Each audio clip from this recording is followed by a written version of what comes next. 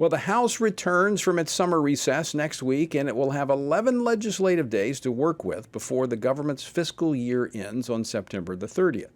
Now, since returning to Capitol Hill, Senate Scare Leader Chuck Schumer has been taking aim at the House Freedom Caucus, making them the boogeyman over their demands for fiscal responsibility as well as national security. Now, let me ask you this. Do you think it's extreme to rein in reckless inflationary spending? As we talked about yesterday, President Biden, his spending has doubled the deficit in this past year. $2 trillion.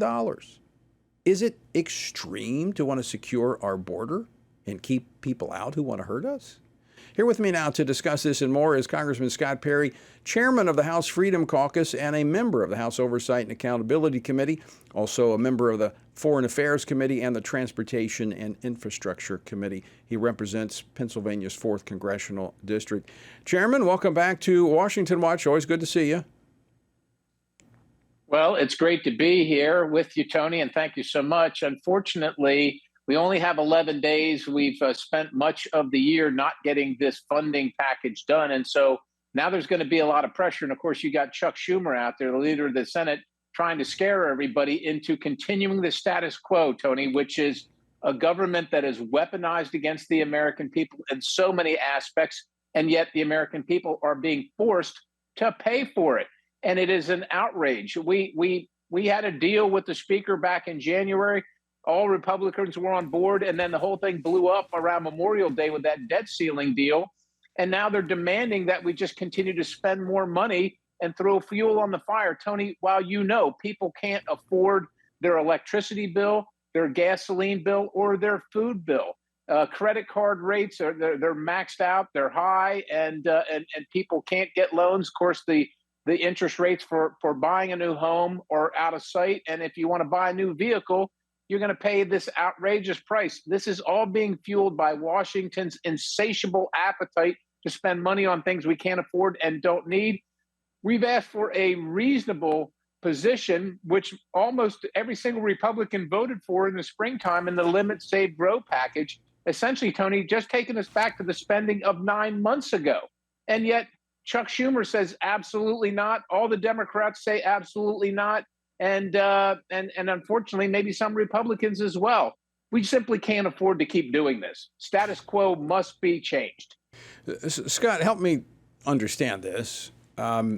So the Republicans are being asked to vote for a budget, to continue a budget. That's what a continuing resolution is. It continues the budget into this next fiscal year until we can get the appropriation bills out. But what you're continuing is a budget that grew the deficit.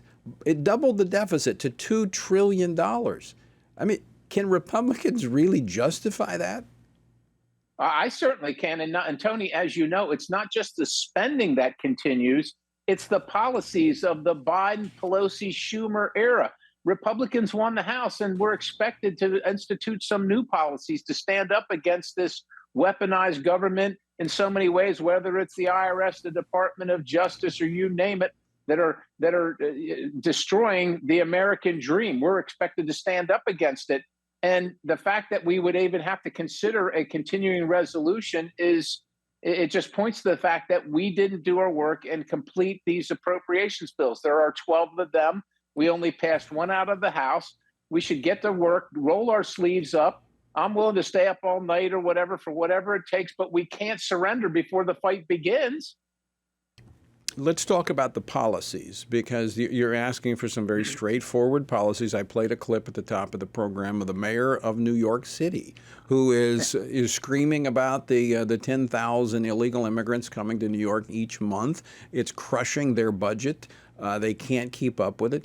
Isn't that one of the things you're asking to be addressed in exchange for moving forward? Yeah, Eric Adams, I watched the clip on your show here. He doesn't know how it ends. Here's how it ends. You institute the last president's policy. I know that Eric Adams doesn't want to give the last president, doesn't want to say his name, doesn't want to give him credit. So we'll just say institute those policies, secure the border. That's how it ends. And then you don't have to declare yourself a sanctuary city, and you don't have to declare an emergency, and you don't have to ask the federal government and taxpayers from around the country to pay for the problems that you created. That's how it ends. And that's one of the requests that we've asked for. We don't want to continue to not only fund a Department of Homeland Security that allows people to come here illegally, but promotes them, but actually give them an increase. We're actually asked to give them an increase in funding so that they can more efficiently bring more people into the country illegally. At the very same time, the secretary is saying, now we're going to find a way to give these people here illegally work permits so they can compete against the American citizens who are paying for their cell phones, their lodging, their food, their health care, their education. It is an outrage. One of the other areas, again, it makes perfect sense to me. Even you get Democratic mayors that are in support of what you're calling for. They won't say it like it is, but they're screaming for help. They want more money, but there's no more money to give them. Let's talk about, you're a retired general. You served in our nation's military. One of the other aspects that you're zeroing in on as you talk about policy changes is this woke agenda that has infiltrated our military. Yeah, it's infected the military and taken the eyes and our focus off of what the military is about, which is lethality, readiness, and discipline. And so, among other things, we demand that we quit forcing the American taxpayer against the religious and moral objections, be forced to pay for abortions in the military. The military is not supposed to be about funding abortions and dealing with the ending of the life of the innocent. We're about dealing with preserving the nation's security and sometimes taking the lives of our adversaries. But these aren't adversaries; these are innocent babies that find themselves, in an abortion clinic, and the American taxpayer should not have to pay for it. That money should go for readiness and discipline and lethality to make sure that our American military is the most competent and prepared military on the face of the planet.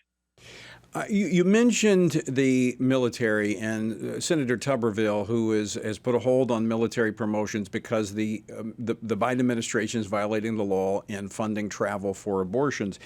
The administration's decrying the fact that they're not going to have a chairman of the Joint Chiefs, but Schumer was asked yesterday about simply having a vote on the floor. I want to play this clip and get your response. Clip 6. Bottom line is this is a problem created by Republicans, and it's up to them to solve it. Senator McConnell, Senator Thune have said they disagree with Tuberville. It's now up to the Republican Party to get him in line. We're not going to shift the burden to Democrats when this is a Republican-caused problem.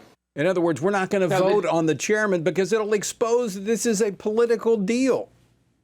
That's exactly right. And no, Senator Tuberville, and God bless him, is responding to the problem created by the Democrats, the left, and the radical crazy people that are happy to supplant national sovereignty and security for the killing of babies at taxpayers' expense.